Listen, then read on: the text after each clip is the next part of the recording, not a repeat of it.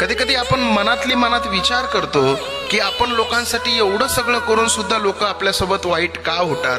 थोडं लक्षपूर्वक ऐका, सांगतो तुम्हाला.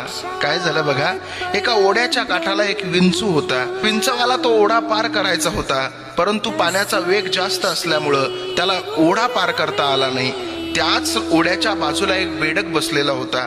त्या बेडक्याला या विंचवानं सांगितलं, अरे दादा, मला या ओढ्यापासून पलीकडे जायचंय, परंतु मला जाता येत नाही. एक काम करशील का, मला या ओढ्याच्या पलीकडे जाण्यासाठी मदत करशील का. त्यावेळेस बेडक काय म्हणाला माहितीये, बेडक म्हणाला, अरे विंचवा, मी तुला या ओढ्याच्या पलीकडे जाण्यासाठी नक्की मदत केली असती, परंतु तुझा स्वभाव आहे डंक मारण्याचा.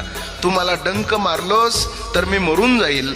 त्यावेळेस विंचू म्हणायला लागला, अरे बेडका, मी कसा तुला डंक मारल. ओढ्याच्या पलीकडे जात असताना मी जर तुला मध्येच डंक मारला तर तू बुडशील, पण तुझ्यासोबत मला सुद्धा मरावं लागेल ना, त्याच्यामुळे मी तुला डंक मारणार नाही. बेडकानं विचार केला, विंचू बोलतोय ते अत्यंत बरोबर आहे, आपण याची मदत केली पाहिजे. बेडकानं विंचवाला आपल्या पाठीवरती बसवलं आणि विंचवाला पाठीवर बसून बेडक तो ओढा पार करायला लागलं. ओढा पार करता करता ते बेडक पैलतेराला गेलं, पण शेवटी आता बेडक विंचवाला आपल्या पाठीवरून खाली उतरवणार, तेवढ्यात त्या विंचवानं त्या बेडकाला डंक मारला. बेडक मृत्यूच्या यातना भोगायला लागलं.